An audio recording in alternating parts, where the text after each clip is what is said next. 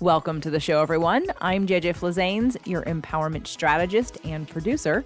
Thank you for downloading today's episode. Today, we're going to talk about healing grief through crystal singing bowls.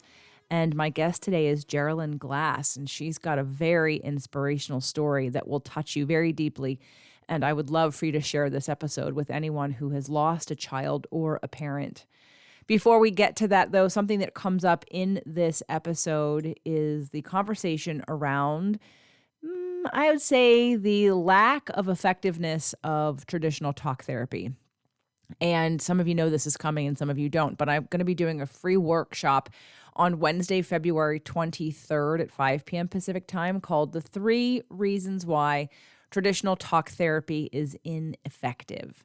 And I'd invite you, if you've ever done any therapy, or if you've done it and had great results, or done it and had terrible results, or just won't do it because you've experienced a bad experience before, I definitely would invite you to this free workshop that I'm doing on February 23rd. And this is just a preview. I mean, we're more than a month out from this actual class, but I wanted to include it in today's episode because we do mention with the power of the singing bowls why talk therapy can't do some of the things that other therapies can. And I just really want to empower you to take the steps needed to heal grief, sadness, feeling a lack of power, depression, all the things that we do here on the show through all the different methods. But I wanted to just do a little preview shout out for the class on February 23rd. If you're interested, you can go to jjflazanes.com/therapy to register. Again, that's jjflazanes.com/therapy, and that link will be in the show notes. Jeralyn Glass is a leader and pioneer in the field of sound healing using Alchemy Crystal Singing Bowls. She is an internationally known singer, professor, meditation leader, sound healing practitioner, and crystal singing bowl master alchemist. She has a unique presence with her personal alchemy of classical music, meditation, and high vibrational sound. Passionate about music and sound as tools of self-discovery and healing, Jeralyn founded CrystalCadence, home of the Los Angeles Crystal Tones Singing Bowl Temple, where in addition to consultations and choosing your alchemy bowls, she also teaches the sacred science of sound crystal alchemy sound healing trainings, offers mentorships and transformational voice. Jeralyn has performed her high vibrational music alongside new thought leaders Marianne Williamson, Maria Shriver, Gregg Braden, Dr. Bruce Lipton, Dr. Joe Dispenza, Anita Moorjani, the late Barbara Marx Hubbard, Lee Harris, Dr. Sue Morter, and star athletes Kareem Abdul Jabar and the late Kobe Bryant. I hope you enjoyed today's show. There is a demo towards the end, and I would invite you to not multitask while we're doing that demo. And I look forward to hearing how much you enjoyed today's episode. Welcome to the show, Jeralyn. Thank you. Thank you very much, JJ. I'm delighted to be here.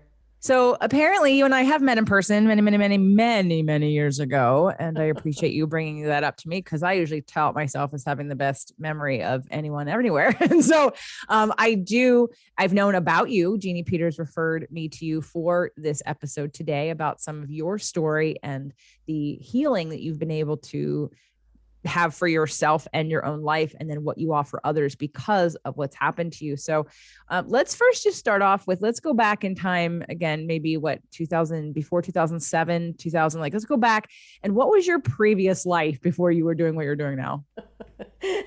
My previous life, I began as a singer professionally. So I appeared on Broadway when I was 19 in My Fair Lady with Rex Harrison. I was the youngest in the cast, and had a lovely career in New York. And then I got really excited by classical music and moved to Europe and began singing opera and concerts all over Europe and enjoyed a career of music, JJ. It was just incredible. So music as a means of communicating beyond language, beyond culture, beyond belief systems. Music as really the universal connection of heart to heart. Absolutely. And in my world, it's the ultimate positive vibration. It can impact someone's emotions instantaneously through the change of frequency caused by music. I think it's one of the fastest ways people can get in alignment. People can release stress. People can deeply connect with who they are. And it's funny because I don't know if we've discussed this years and years ago, or if Jeannie let you know, I also have a musical theater background. So I went to school for musical theater. So singing has been a part of my life since I was probably 3, and took my, between musical theater and voice lessons and doing musicals and on all of that. So definitely I'm very connected, and we share that in common. So then let's move into what happened. I was just going to say, because I about our connection with musical theater, my teacher who I started studying with when I was 11. She's turning 99 and she still sings. So singing is something for every human being, and singing is something that we all have the natural ability to vibrate, just as you said, and our own personal vibration can change any mood, it just can change up our whole system and bring joy. And I think it's also a portal. When we open up to sing, it's where emotion can flow more easily. So I think it's a great therapeutic tool also. So I'm with you there. Absolutely. So this journey with the Crystal Singing Bowls. So I found them 15 years ago, and I brought them back to Germany where I was living. I heard somebody play them when I was visiting my family in California. I heard somebody play them, and it was as if they activated an ancient remembering. So I heard that sound, and it was something I knew so well. It was a sound that felt like home to me, and it was so beautiful and so pure and pristine. So I bought a set of 7, and the 7 notes corresponded to the notes of the chakra system. And I took those back to Germany and began playing them. And I used them with my students. I'm also a professor of voice. And when a student had a blockage, I would ask them to choose one of the 7 bowls and to tone or hum with it. And lo and behold, their blockage would dissipate and we could open up their voice. So that was kind of my first experience with using an instrument, and that an instrument could create an entrainment, in this case with the human voice, that would help to open a blockage. So I was working as an opera singer, a concert singer, and teaching in Germany. And I had a son who was at that time 8, and we had created a kids foundation.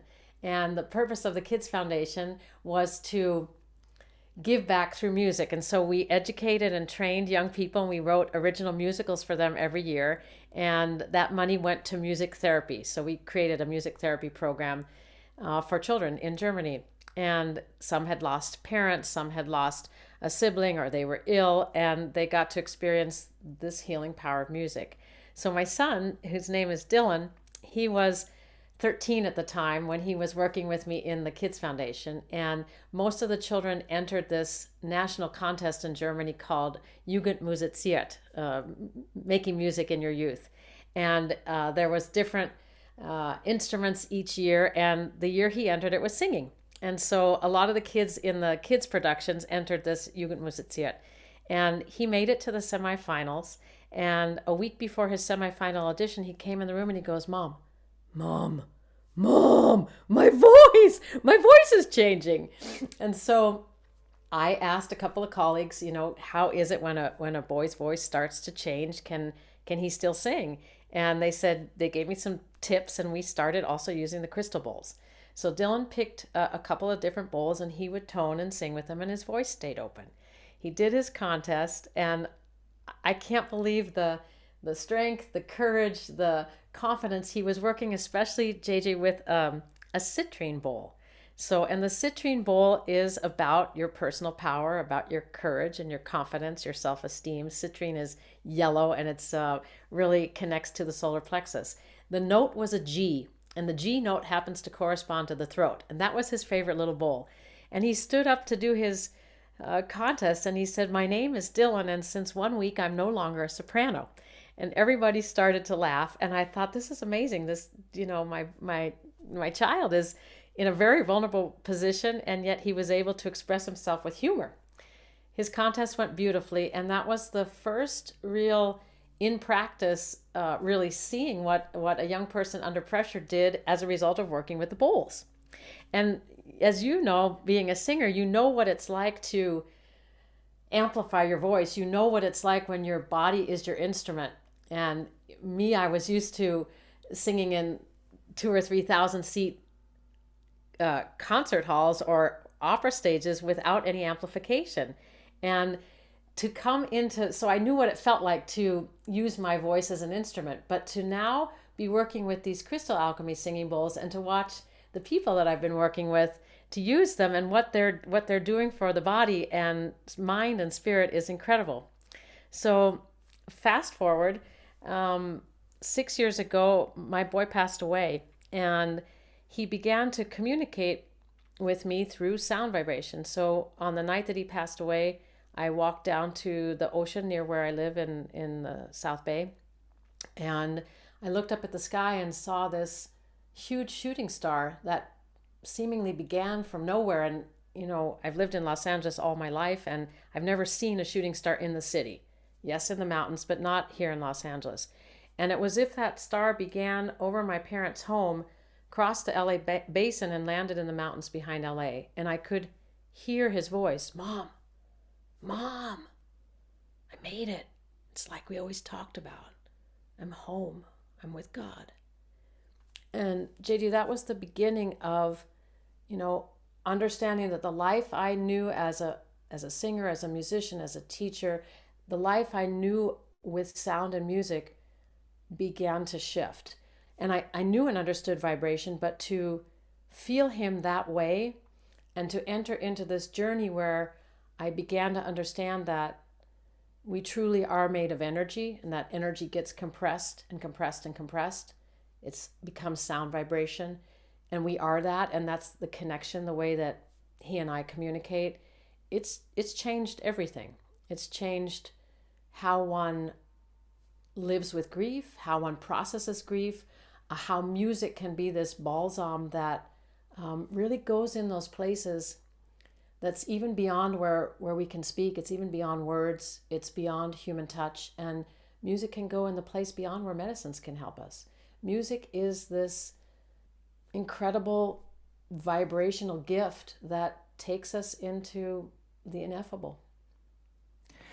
So I know there are a lot of people who are asking and wondering, and we don't have to go there if you don't want to, because while I know we're going to talk about vibration in singing bowls and the healing power of music and this frequency that you're now helping others to experience in new ways, I'm sure there are a lot of people who are wondering, well, how did you process that? What happened? And not that they need to know that, but if, we have parents in the audience who just hearing that are probably devastated at the thought. And so because I talk a lot about emotional processing on the show, and we deal with sort of the stories that we tell ourselves and the combination of that we're a spiritual being having a human experience, and that we know that we don't die. We don't necessarily recycle, but we become pure positive energy, that we understand that, but then there's still the human experience. So is there anything that you want to share with anyone who just is really stuck right now on, okay, what? Her son passed away, and I just have to wrap my head around that quickly to be present to listen to what you have to share next? I mean, yeah. I think it's important that we're not afraid to feel. And I know that, for every parent, for anyone, when you lose someone you love, it's the phone call that you dread. And you shake your head in disbelief and shock, like, not my friend, not my child, not my family member. And yet we have to find the ability within us to ground and to embody that feeling. And I mean, I can say it to you, at the beginning, people said to me, let's put you on an antidepressant. And I was like, why? Why would I take an antidepressant? The fact is that I'm sitting in grief, and I knew deep inside myself, if I didn't have the ability to go in there and feel it, I would never be able to heal it. And I mean, that's part of the whole thing with vibration, that you can go in the body, you can feel like, oh, my heart, my throat, my belly, my gut. And if we have the courage to go in there and breathe and feel in that place without even naming it, you don't have to go, okay, there's deep grief in my belly, but to just go in and have the courage to breathe in there, to send light in there. For me as a musician, it's wonderful to be able to just to give that feeling of vibration, to hum into it, now that I used the crystal bowls would help, as I said earlier, to entrain. So with that dark and deep emotion, the sound of the bowls would help entrain with it, so it would meet that vibration and help to dissipate it, help to dissolve it, help to uplift it. So definitely we all have our own voice, and that voice can really help to dislodge emotions, help to dislodge feelings. But I think the big thing is to not be afraid, because feelings that we might deem are unfeelable, like grief, like sadness, like depression, can be really anchoring, right? We just don't think of them that way. We think of them as unpleasant, unbearable, and we've got to get rid of them. But the truth is that I learned in Dylan's passing to go inside and breathe and feel them. And I'll never forget the first time that I was really using the bowls. I was playing in particular a selenite bowl. And selenite is, it has the qualities of what we call grounded white light, or a connection of heaven and earth. And that bowl was the one I went to. And I'll never forget that bowl held a sacred space. I don't know how else to say it. It entrained with the grief I was feeling. It created a safe container. And suddenly I began crying and expressing and groaning and yelling in a way that I had not been able to do with the talk therapy. And suddenly I was feeling the feeling of grief, and it was okay. And I'll never forget, JJ, I got up to wash my face, and I looked at my face in the mirror in the bathroom, and there was light in my eyes again. And that was the first time that I had seen light in many, many months. There was light in my eyes, and I looked in the mirror and thought, there's something happening here. There's something happening here that's beyond what I could have imagined. Because when you sit in that kind of grief, you become frozen, you become immobile, it's different for everyone. Everyone's journey is very different, but there's a kind of just inability to do anything. I mean, I didn't want to get out of my bed. Understandable. And I'm sure that many people would relate and feel the same.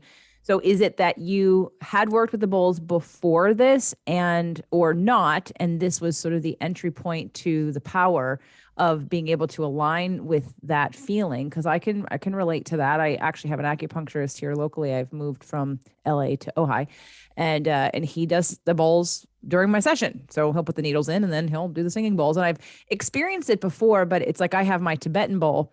And when I do feng shui space clearings, or when I have one of my live events, I always use it. And I do feel that activation, that allowing, that resonance with whatever's inside of me to sort of catch on to the vibration created by the bowl or by my bell, and it can hit you in a deep place, just like music does. Just like music can instantaneously connect with those parts of you that need to be expressed. So was it something that you're working with before, and did you try? I'm just curious, because again, I'm sure you're not the only person who has had a loss who's listening to this right now, and maybe they're in talk therapy and it's not working, or maybe they don't know what to do, or they're in that deep grief. And I know we're going to go into more about the bowls, but was this your starting point with them? In this manner, yes. And, as I said to you, on the night that Dylan passed, he started to communicate through sound vibration. And when I would drop into the deepest places of grief, I couldn't find him at all. And when I would open myself and breathe and feel that grief and just allow it to be in my body, allow it to process, I was lighter. And so I could connect with him more easily.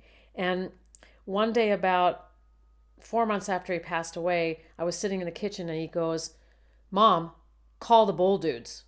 Call the bowl dudes. We're going to do sound healing." And I'm like, "What?" And we would have these conversations like, "Son, I'm grieving you. Like, just leave me in peace." "Mom, call the bowl dudes." So I had those 7 bowls, but I had never used them in this way. I mean, yes, I had used them with myself and my students. Again, when somebody had a blockage in their voice, or when Dylan was a little boy, I would bring him to bed with the bowls. So he'd always say, "Mommy, Mommy, bring me to bed with my sound blanket." So he knew those bowls really well. And we would use them just for meditation, but I had never used them in the way that I'm describing. I never had the need to. And so what I had done, we had this conversation 3 days in a row. "Mom, call the bowl dudes." And I ignored it. I tried to ignore it. And finally I did. And I spoke with one of the owners, and I told him what had happened, that my son had passed away, and he was asking me to get in contact, that I had already 7 bowls. So I picked out 11 bowls that I thought might be helpful for the grieving process. So I picked out the selenite, grounded white light, connection heaven earth. I picked out ruby, quantum and atomic transformation. I picked out rose quartz, healing of the heart. And so when these bowls came, I had not worked with them like that. And so those were the 11 bowls I was working with when I started to do my own grief healing. And I would say that the most important thing was they created a structure. There was kind of, just like what you're saying, you know, you hear this beautiful piece of music and you go, oh, that's so good. Or you hear a great piece of music and you start dancing because it brings action and rhythm in your body. In this case, the bowls created this sacred container where my mind could focus on the beauty of the sound, and in the process the mind quieted and I could drop into my body and really feel. I don't know if that makes sense to you. It makes total sense to me. I want to back up for a second because I really appreciate you sharing your conversations with your son. My cousin had passed away years ago, and we had visited for another family member's passing, the same place where the graves were and where they were buried. And I remember my family and his mother, especially, like looking down at the gravestone and crying. And all I wanted to say, and again, my family would not be open to this, so I didn't, but like, he's not down there. He's not there. And if you were to realize you could have a relationship now with anyone that has passed on. And even my ex's family, we went to see some where certain people were buried in Palm Springs once. And it was like, if everyone just understood that you can literally continue the relationship in another level, that they don't go away, then it's not like they're not gone. They're just in a different form and they're in a different frequency. And I love that you and I have not had this conversation. So that is definitely a message I really want people to understand, because the story of complete loss, the story of done, never again, end isn't true. And if you're listening to this and you don't believe in multiple lives or you have a different spiritual belief, that's fine. But Jeralyn is literally having a conversation with her son and telling you about it after he changed from physical form back to non-physical form. And I just want to appreciate you sharing that story. And I just have one more question about that. Were you this conscious and aware and intuitive, if you will, before this happened? Yeah, a couple of things, JJ. So first of all, like physics, we truly are made of energy, and that energy gets compressed into human form, and we are liquid light and sound vibration. That is the truth of who we are, no matter what we believe, who we pray to and what we believe. So the physics of it is that we are a microcosm of the cosmos. We are part of the universe, and we come into this human form, as you said earlier. So when I was a little girl, I think probably 3 or 4, I distinctly remember twirling around. We had a covered driveway, and holding onto one of the poles and just twirling around and singing and feeling how good that felt. And I remember hearing a voice that said, "This is what you're going to do in your life. This is going to be your path." However a child feels that, I remember that moment of just going, this feels so good. I feel so free. And this vibration is like, it's making my body move. It's making my mouth sing. And this is great. So I think I was always conscious of the universe, conscious of God, of spirit, of me being part of something much bigger than this little human body. So I think that was something that I've had most of my life that I can really remember. And Dylan and I had a very spiritual relationship. We were very, very, very close. So no, this wasn't new, but in this form, and I'll say often to my mom, like, "Mom, really?" Because I started after he passed away, and I knew that I couldn't just sit with the grief. I started volunteering for the cancer support community. And I had not led meditations at that time. And I said, I have these gorgeous crystal bowls. These were the 11 bowls that I had gotten, the new ones. And I said, I'd like to offer you meditations. And that for me was life-changing, to ground and to explore with people that were also in such a vulnerable state as I was, and their families, and just to sit in the safety and comfort of sound. Um, so spirit, God has always been a great part of my life, but never in the way, as I started to say, I'd say to my mom, like, Mom, like, are you kidding me? Here's this professor and classical musician, and I'm talking to my son. I have this intense relationship with my son who's crossed over. Um, he's not in this physical form anymore, and I'm playing these crystal bowls. Like, what happened to me? I'm so weird. And she'd go, no, dear, it's really important. You're helping yourself and you're helping others. And that was also, I think, part of it, that when we ground inside ourselves and give ourselves permission to feel everything without a judgment on it, oh, that you shouldn't feel. No, you're not. No. But when we allow ourselves to breathe it and feel it, as I said earlier, then it can really transform. We have the chance to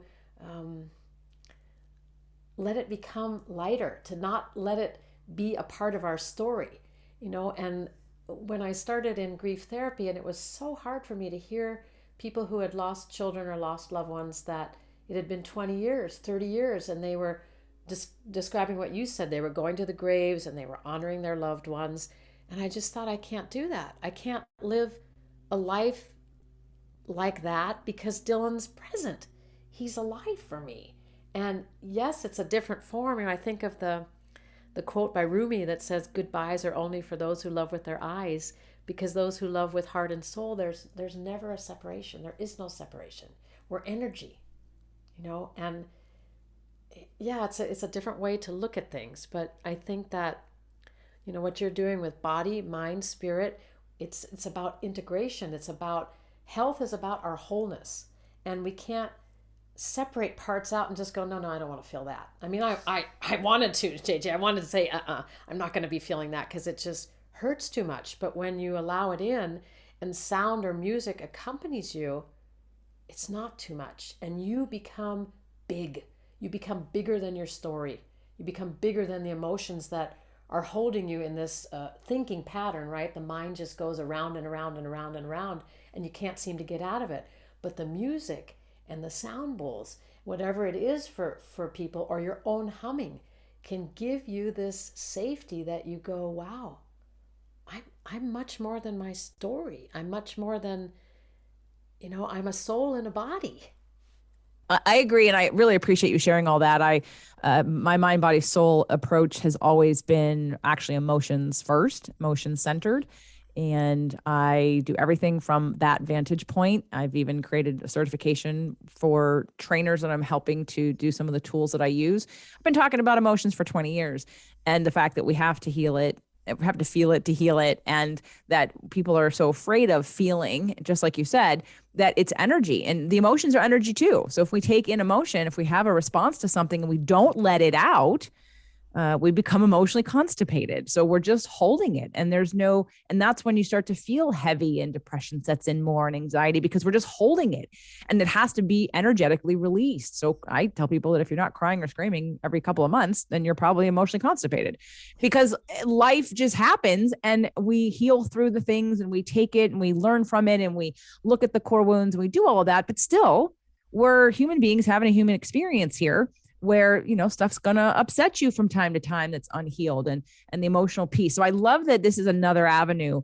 to give people a safe way to allow their emotions to be expressed. Again, music is so important. And this is beautiful, magical music that's created from these crystal alchemy singing bowls. So in terms of, I know we're going to do a demo so people can hear that. So if you're listening to this and you want to meditate during it, or really allow it in, when we get to that place in this episode, maybe put it on pause. I really would prefer you not to be driving. I mean, that's okay. But if you really want to take it in and really allow the power of these vibrations and these sounds to really impact you, I would say maybe pause and wait till you can stop the car, or be in a place where you can sit and allow it, because it might bring up some emotion. And And I'm sure that you also have other things, other tools and resources, Jeralyn, for people who want to continue past this in terms of getting sound bowls or getting some of the recordings that you have, or I don't know if you do sessions, but we'll talk a little bit more about that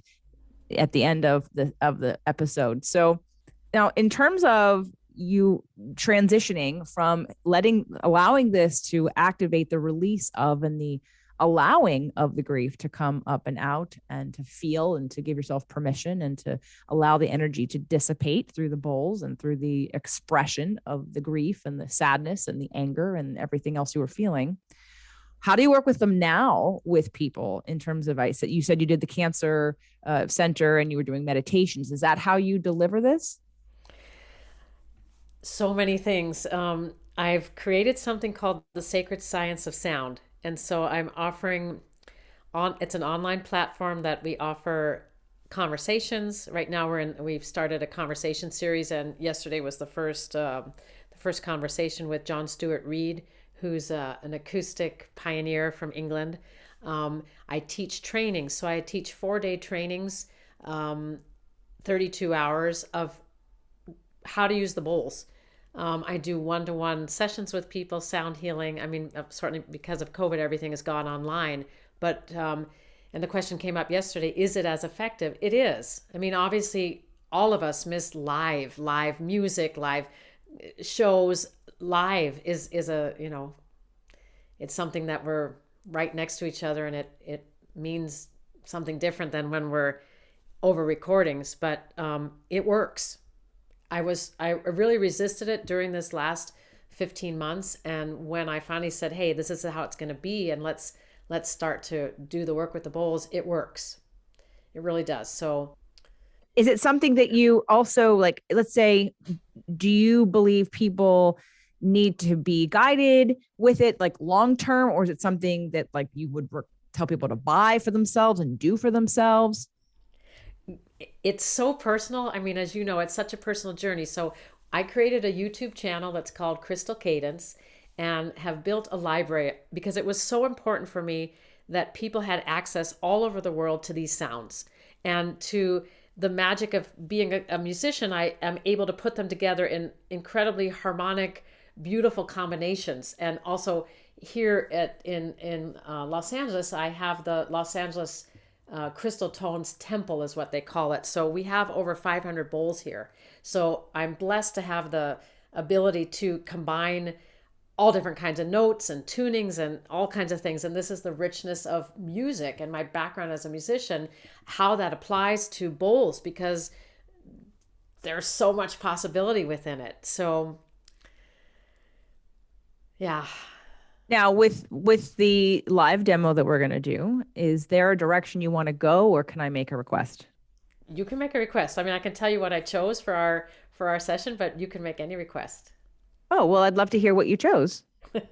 So I chose a 432 hertz. So that means that the bowls themselves, the little orchestra you're going to hear, are tuned to 432 hertz, which is the frequency of the earth. It's the connection to the mother. It's grounding, because I always tease and say I've never met a bowl. I never met a bowl I didn't like, and some appeal more at certain times. So we're working primarily with 528 hertz, which is a higher tuned frequency that we talk about helping DNA repair and bringing the vibrational frequency of love grounded in the body. Music today is 440 hertz, and this 432 is a lower tuned frequency that connects to the earth. So I chose a 10-tone chakra scale. So we're going to have something deeply grounding the heart and accelerating up above the head, which chakra 9 is our soul and our life purpose. So it's a very dynamic and full, rich set. What did you want to request? I have been in process myself with trying to tap into whatever is underneath some frustration and anger. And I've been doing a lot of talking around it and processing, and there's something I'm missing, and I think I'm searching for it a little too cerebrally. I know that the feeling is there, and I don't even need to know why it is. I just know that I have a little bit of a block of energy. Haven't allowed it out yet. Like I'm digging for it. I'm like, where is it? What is it Okay. about?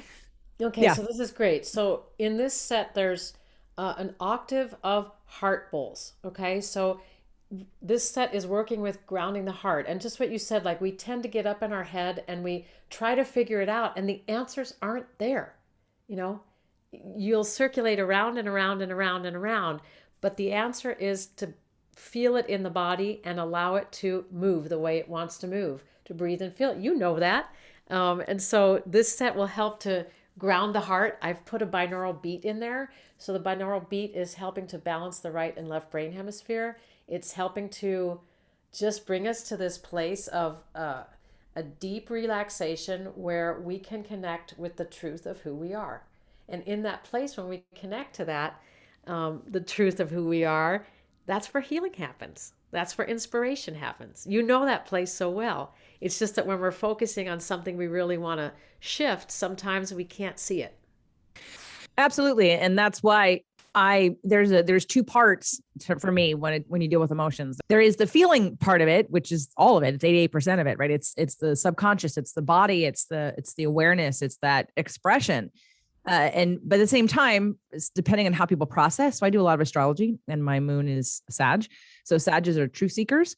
And a lot of times I've done all kinds of different therapies, let's say EMDR, and I realized that different people respond to different therapies. And for somebody, all it takes is one little thing and boom, they're completely open.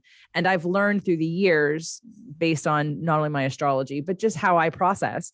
A lot of times for me, processing verbally and auditorily really helps me to understand what's going on and trying to find it. And I haven't really played any other music to help me, but I know music always gets me. I want that little push, and there's not that much there, but there's enough there that I feel it and I don't like it and I'm ready for it to be released, but I definitely need another level of connection.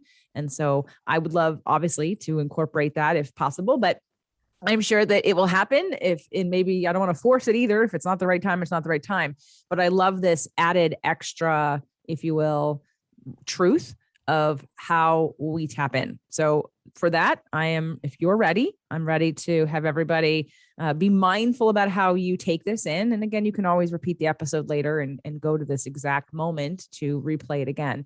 But I would love everybody to just take it in as deeply as you can and be present with it and not multitask while you're doing it if possible. And if you can't this time, then revisit it and see if you can be still and absorb and allow whatever wants to come out to come out.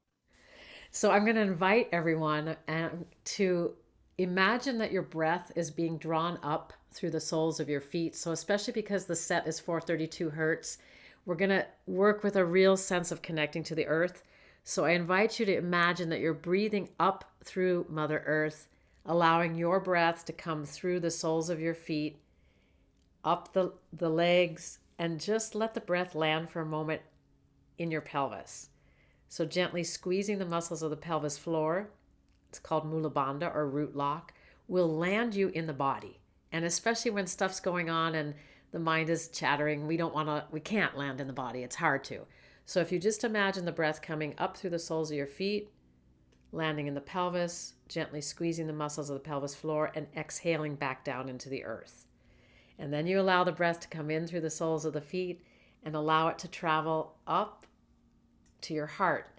I like to stretch the arms open so that I feel the whole bandwidth across my heart. And again, let the breath exhale back down through the body, out through the soles of the feet. And then once more, inhaling up through the soles of the feet, up the legs, gently squeezing Mula Bandha, stretching open the heart. You can yawn, so you open the throat. Gently allow the eyes to roll upwards. You can stretch your arms. So you begin to feel this central channel. So something that's connecting you, deeply rooting to the earth, and the breath traveling up the body. And this time you can let the breath exhale out through the crown. So what we do is we create this central channel where light, energy, sound, vibration can come in through the crown of our head, infuse in every cell of our body, exhale out through the soles of the feet. So with that, I'm going to invite you to receive these healing sounds. Just find that rhythm that's comfortable for you with your breath. But imagining this connection to the earth and to the heavens, however you feel that to be, or the cosmos.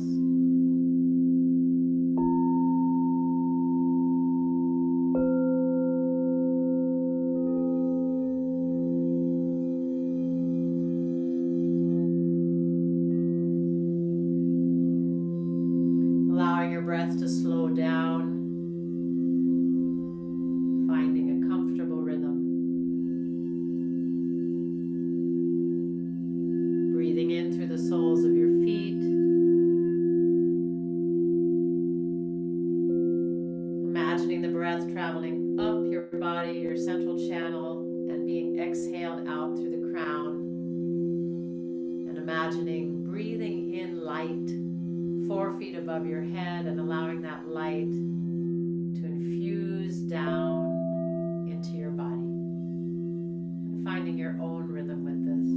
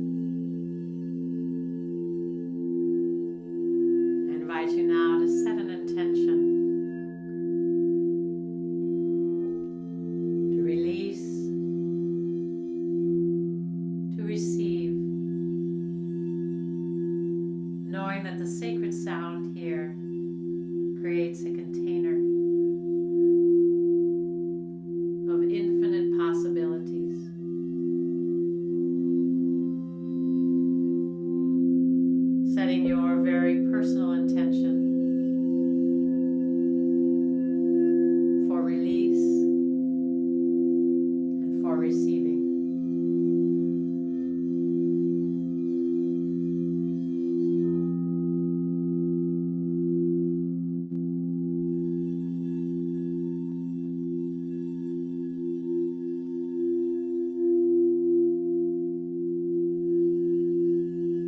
And as you fall asleep this evening,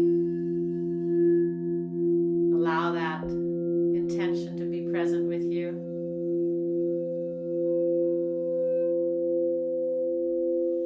And when you awaken,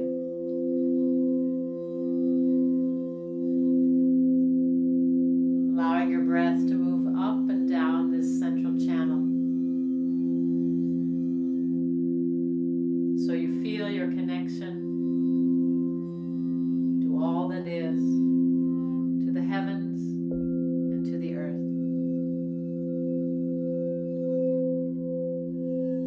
And knowing you are held in the safety of high vibrational healing sounds.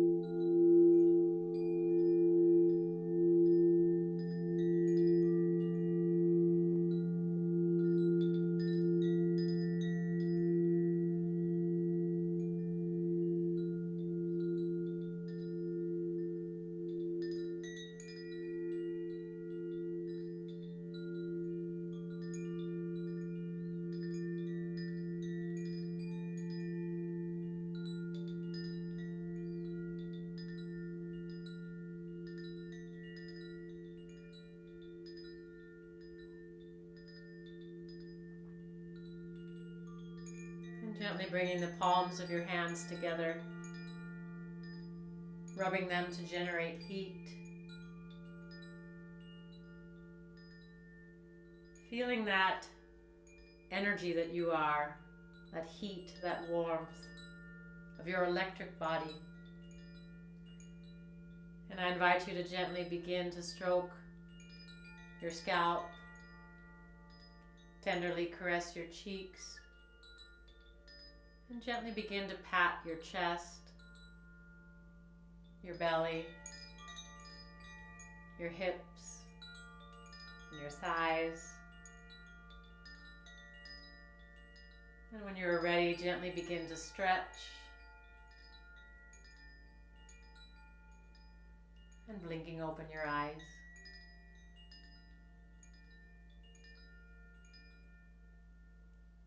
May you be at peace. Beautiful. Thank you. That was wonderful. And I'm sure people will replay that more than one time. It brought me back to, I've totally forgot that a couple of months we spent a Friday evening at Meditation Mount here in Ojai, and they did a singing bowl sound bath meditation, sunset meditation. And I remember the first one that we did, I cried, and I don't remember, there was no reason. There was just the sound activated a release, and it wasn't a big cry. It was just tears. But I remember thinking, oh, that feels good. I don't know what it's about, but it feels good. And I allowed it to do what it does. So I invite everyone to do the same. So thank you for that. And let's just talk about quickly what you have to offer and where they can find more from you. It's CrystalCadence.com, CrystalCadence. CrystalCadence.com is Jeralyn's website, but you offer group sessions, private sessions, you sell the bowls, you train people on the bowls. What else? There's music available, private mentoring. So many times people would like to just learn in their particular circumstance, and so I'll mentor them. I do also transformational voice, so it can be a combination of an embodied vocal technique and integrating the bowls. I also train musicians how to use the bowls. So it's there's a lot of possibility, but everything around you as your instrument. What is this human instrument? And then how do we integrate these incredible, these tools have only been around for 20 years, JJ. So like the Tibetan bowls, obviously for hundreds of years, but these crystal alchemy singing bowls are only 20 years old, and they really have become probably one of the highest transformational musical tools on the planet. The more that I play them and the more that I work with them over the past, especially since Dylan's passing, it's incredible. They are incredible. And you think that you know the bowls very well, and then they'll never play the same. So there's times when a bowl that's a very deep bowl, like the low F I was playing for you, there's times where a low bowl might suddenly begin to play with a high overtone that's screechy. And this has happened a number of times for me, depending on what's happening for people in the room or in the space when we're doing it via the internet. It's beginning to dislodge. It's like a laser. The sound can be like a laser that cuts through densities, that goes into places really beyond the thinking mind, where just what you were describing, you listening to these beautiful sounds at the sunset time and suddenly you're teary-eyed, and it doesn't matter why. Something is being touched and something is being released. And it's beautiful for us when we don't have to always go in the thinking mind and figure out what and why. Yes, of course, that's important. And sometimes just release happens and you feel lighter, and you're clearing, you're cleansing, you're regenerating yourself. I agree. And I was thinking when you were saying listening to, I feel like absorbing feels like from what I would love people to do. Listening almost, it's true. We're taking it in through our ears, but it's so much more than that. It's what I love about my little Tibetan bowl. I mean, it's really little and I only have one, but I guess I probably need a singing bowl, but it's that frequency. It's the I can feel it, right? Like the palpation of the actual frequency, yes, hitting my body, hitting my cells, like changing my energy. It's like when you're around someone doing a gong, and that gong, if you're standing anywhere near it, you feel it, you absorb it. And that's what like moves stuff around and releases and channels out. And I love that part of this, because I feel like it's another level of absorbing and being with an integration of the power of this versus, again, listening is true. We're hearing in our ears, but we're also feeling in our body. And that's what I love about this. So please, everyone, check out CrystalCadence.com. The link will be in the show notes. And thank you again, Jeralyn, for all of this wonderful information about the crystal singing bowls, as well as this demo that was beautiful. And of course, your very inspirational story and the way that you have been able to pioneer and be an example for those who might be going through the same thing, to give them hope and to give them a truth that maybe it's time for them to receive. And I appreciate you being on the show.